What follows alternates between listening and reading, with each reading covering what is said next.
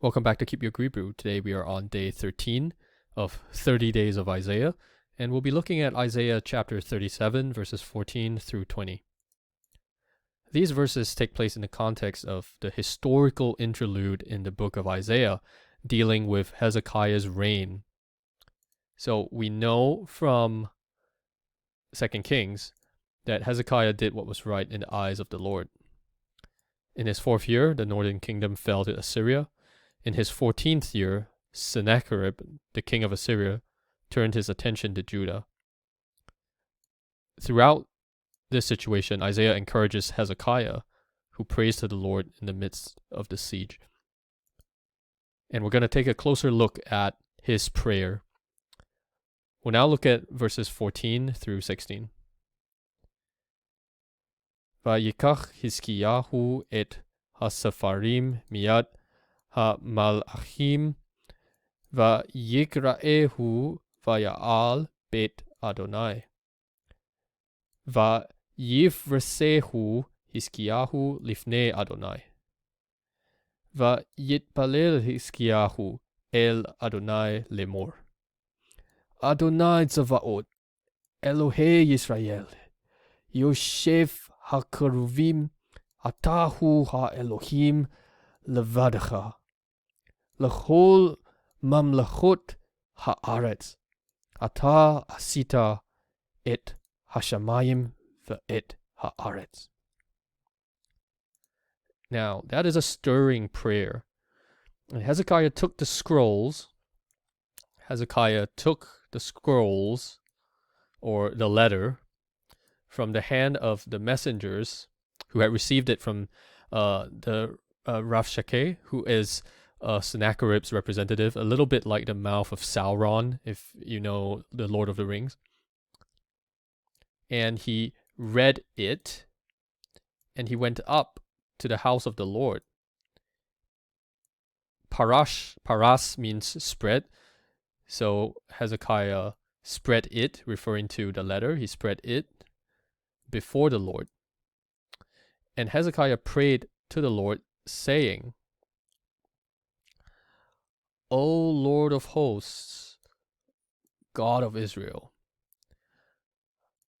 the one sitting above the cherubim, or enthroned above the cherubim, you alone, Levat means alone, so you alone are God over all the kingdoms of the earth. You made the heavens and the earth.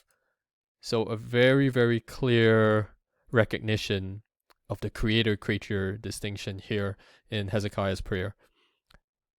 Let's continue with verses 17 and 18. Hate Adonai Oznecha u Shema, Bekach Adonai Enecha u Re'eh u Shema et kol divrei Sanheriv asher shalach lecharef Elohim chai. Omnam Adonai heherivu malchei Ashur et kol ha'artzot ve'et artzam.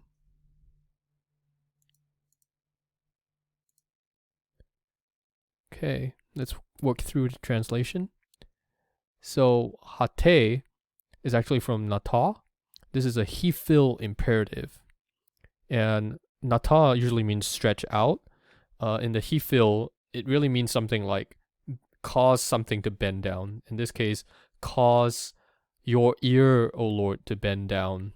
Some translations use the word incline your ear. Cause your ear to bend down, O Lord, and hear. Open, O Lord, your eyes, and see, and hear all the words of Sennacherib, which he has sent to taunt the living God.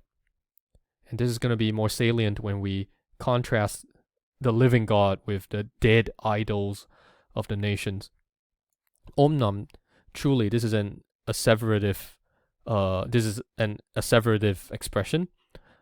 Truly, O Lord, they have made desolate rather the kings of Assyria have made desolate all the nations and all their lands.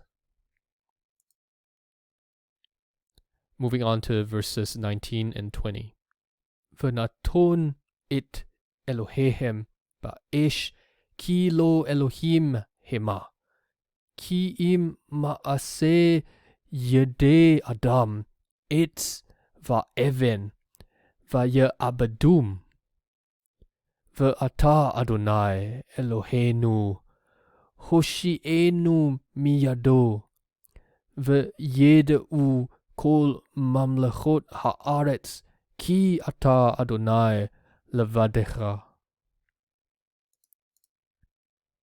Okay. And this is an interesting verb we see over here, v'naton. It's actually a cal infinitive absolute. What is it doing here? It's actually functioning as a finite verb in a context where it's obvious what the person, gender, number would be.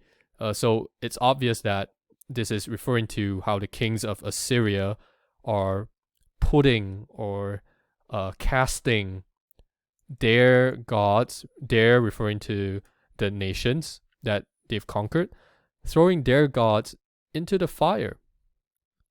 For they are not gods, but the work or the product of the hands of man, wood and stone. So they destroyed them. So notice the 3MP imperfect, peel imperfect verb for avad, perish. In this case, it's destroy, and the 3MP suffix. So they destroyed them. And now, O Lord our God, save us from his hand, save us from the hand of Sennacherib, so that all the kingdoms of the earth will know that you are the Lord alone, or that you alone are the Lord. So what can we take away from Hezekiah's prayer? In general, the historical interlude is a demonstration of the things that we've already seen in the rest of Isaiah working itself out in history. So one of the things we see is that the Holy One of Israel cannot be mocked. He alone, we see this twice in Hezekiah's prayer. He alone is Lord. He's Lord over all the nations, and he will execute both temporal and final judgment, which is what we see in Revelation chapter 11, verse 13. Hezekiah's humble dependence on the Lord is also in contrast to Ahaz.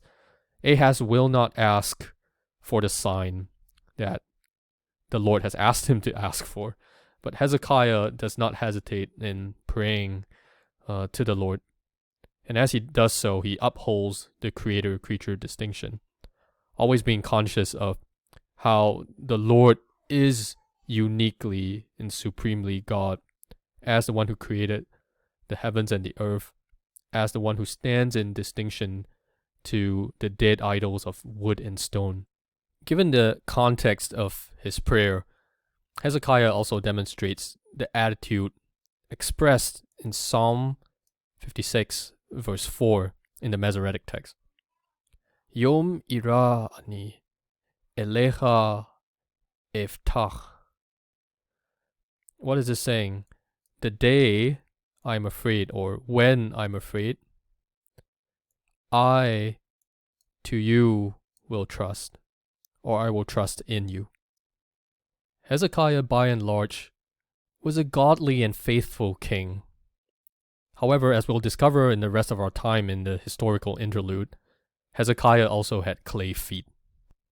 But Hezekiah was never meant to be the real deal.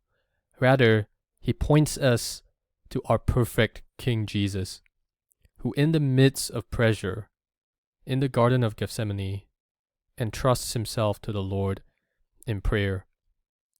And it's because of him, because of his faithfulness unto death, that he brings many sons to glory. That's all for today. Do join us again tomorrow for more on 30 Days of Isaiah.